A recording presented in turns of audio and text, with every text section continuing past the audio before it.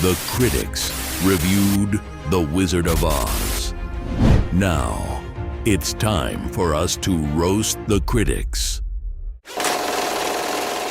The Wizard of Oz came out 85 years ago, and it's a film that's still being talked about today.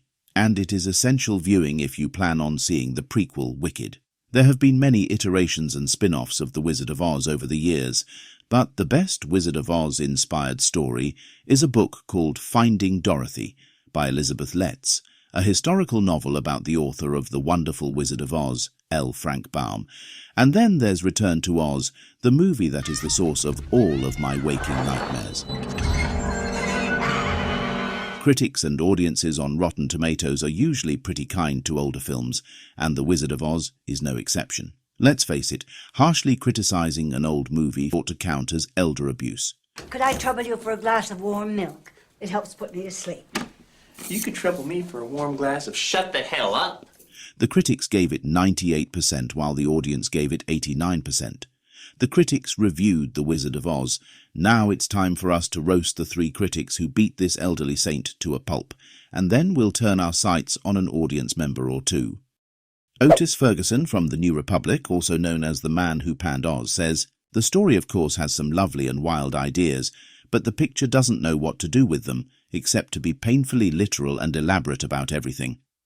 Keep in mind, Otis saw The Wizard of Oz in theatres when it was first being introduced to the world, but he still came out of it unimpressed. Imagine seeing Star Wars in 1977 and not getting swept up in the magic, or The Dark Knight, or Barbershop The Next Cut. Bitch, what? I would say he's dead inside, but I would only be half right, because he's dead on the inside and out. One day he sat down at a table by himself with a cup of coffee, and boom! The Germans were so mad at his Wizard of Oz review that they bombed his warship. This is why film criticism is to be taken seriously. But let's go back to the review. Otis didn't seem to know that The Wizard of Oz was based off a book, so with that roadmap the film inherently knew what it was doing. Sure, there were dozens of rewrites during the filming, and the movie is only based off a couple of chapters of the book, but it's clear director Ian Fleming knew exactly the kind of film he was making. No child or adult has ever watched The Wizard of Oz and wondered what it is they were watching. And no one ever looked at it and complained that it was too stunning and eloquent. And Otis is saying, these are bad qualities in the film because it's quote-unquote literal and elaborate. Otis ends his review by praising the actor who played the wizard. I am the great and powerful Wizard of Oz. But the rest of the cast either try too hard or are Judy Garland. Hey, what's he got against Judy? She didn't have it as easy as it seems. Let your heart be light. Russell Maloney from New Yorker says, "I sat cringing before MGM's Technicolor production of The Wizard of Oz, which displays no trace of imagination, good taste, or ingenuity." No trace of imagination, he says. Bad taste, he says. Lack of ingenuity, he says. This critic also had the privilege of seeing The Wizard of Oz on the big screen. He gave the film a bad score, but there was one scene in particular he had issue with. Let's allow him to describe it in his own words, shall we? "I will rest my case against The Wizard of Oz on one line of dialogue. It occurs in a scene in which the Wicked Witch is trying to persuade Dorothy, the little girl from Kansas, to part with a pair of magic slippers. The Good Witch interrupts them, warning Dorothy not to give up the slippers, whereupon the Wicked Witch snarls, You stay out of this, Glinda, or I'll fix you as well. Well, there it is. Either you believe witches talk like that, or you don't. I don't. Since The Wizard of Oz is full of stuff as bad as that, or worse, I say it's a stinkaroo." Which, in today's terms, translates to pungent Sex Panther cologne. Oh, yeah. It smells like a used diaper filled with Indian food.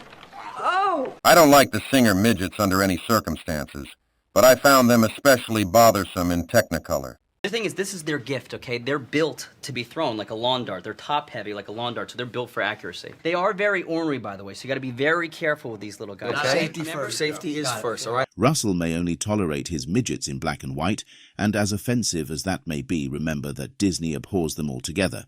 Some things never change. There was a third critic who didn't like The Wizard of Oz, but he just complained about the flowers being wrapped in cellophane. His head clearly wasn't in the game, so we're going to skip him. But don't go away. RTC has picked 3 random Oz haters from the audience to roast. Are you one of them? Oh, good. My box came in just in time for the holidays. CAMDUCK? What's that? Did you order another toy for your Jeep? No, it's not that. So you know my nephew who just got released from prison? Roger? Yep. Well, he's coming to spend the holidays with us. He's a convicted felon. Well, times are tough. He stole the K from a Kroger sign. He wanted people to think the store was named after him. But not to worry. This little doohickey will catch his every move. How so? You see this black screen? There's a hidden camera behind it. So what's with the 2 USB ports, the Type-C port, 4 regular plugins, a security piece, screw, pick, and SD card? I love having normal everyday conversations with you. So all you do is plug it into the wall? That's it, and it looks inconspicuous. But what's that extra thing sticking out? That's a security piece that plugs into the lower outlet. So what's with the guitar pick? Was that just a freebie you got because of your band, Avocado Squash Nuts? Actually, it's used to pop this cover off so you can slide the memory card into the back of the reader. Then you can plug this USB port into your computer so you can watch what's going on. Does it have an HD camera and motion detection? Yes, and yes. It only films when there's motion in front of the camera. Oh, look. The manual says CAMDUCK works off Wi-Fi. Yes, but put that away so I can keep verbally explaining this to you. But it says here... It has a large angle lens which goes 120 degrees. But won't he get suspicious when he sees a red light blinking at him in the middle of the night? No, because there's no indicator light, even while it's recording. What if we're out getting groceries from Kroger? Will we be able to see the camera remotely in real time? As long as we keep it connected to the internet, it can remotely record videos, pictures, playback, and other functions. You know, in case you don't want to use the USB port. Well, now that it's set up, let's download the app. Should we get one for his girlfriend so she can watch his every move? Absolutely. But let's get a few of them so all his girlfriends can have one. Just click the affiliate link below to purchase your CAMDUCK. Wait, what are you talking about? Affiliate link? You're acting like we're being watched. Don't worry. Just go with it. Use the affiliate link. It helps the channel grow. Your nephew's here. Quick, hide the toothbrushes. No need. I've already got CAMDUCK set up in the bathroom. Oh, good. That's a relief. Wait, ew, gross. Now, do you want to watch that in 1080p or 4NP? Eric G. writes, "When I was a kid, this movie was okay. Looking back on it now, it's really bad. Don't believe me? Try showing it to a modern audience.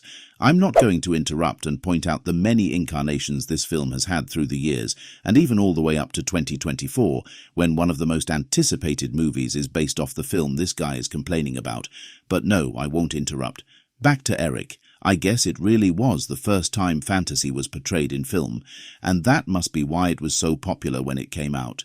Actually, before The Wizard of Oz, there was King Kong, The Son of Kong, The Invisible Man, A Christmas Carol, Frankenstein, The Bride of Frankenstein. Even in the 30s, Hollywood was sequel crazed. Alice in Wonderland, Snow White and the Seven Dwarfs, just to name one or two. So no, fantasy wasn't remotely new in 1939. The main issue is the music. Oh really? Eric G. continues. This song definitely died out. There over the rainbow, way up high, there's a land that I've heard of once in a lullaby. Somewhere over the rainbow, skies of blue, and the dreams that you dare to dream really do come true. Someday you wish upon a star, wake up where the clouds are far behind me, where troubles melt like lemon drops, way above the chimney tops. It's where you'll find me. Somewhere over the rainbow, bluebirds fly. Birds fly over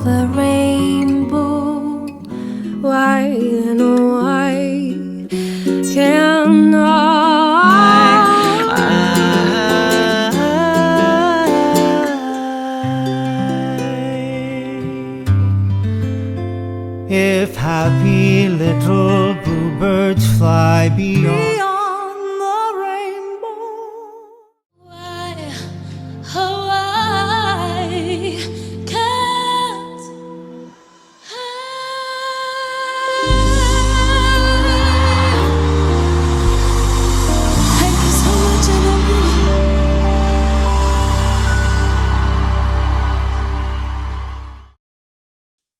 The quality of the lyrics is awful, super cliché and so cringe. Sorry, but for the first fantasy film ever made, how could the dialogue be cliché?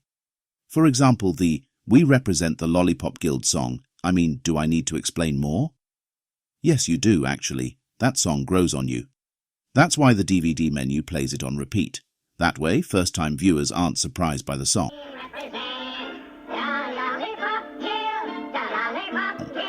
How about the witch? She is so freaking corny. Hell, even the good witch is super cheesy. I just can't watch this film anymore and take it seriously.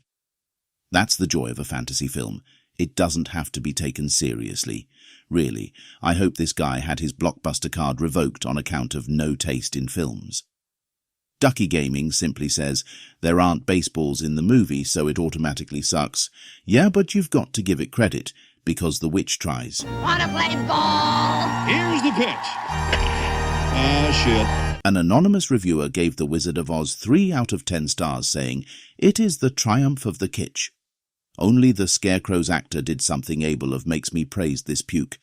Apparently this guy can indeed be persuaded to praise mouth diarrhea. You eat pieces of shit for breakfast? No. And now it's time for the most honest review. This week's most honest review acknowledgement goes to literally everyone who said good things about The Wizard of Oz, and yes, there are just too many to name. The film is praised for being timeless, magical, perfect, and all that stuff. And by the way, if we ever get a remake, I sure hope it looks like this. But we all know it'll probably end up looking like this. I hear something. Hi. How are you? Well, would you look at that? So now we all know what we want.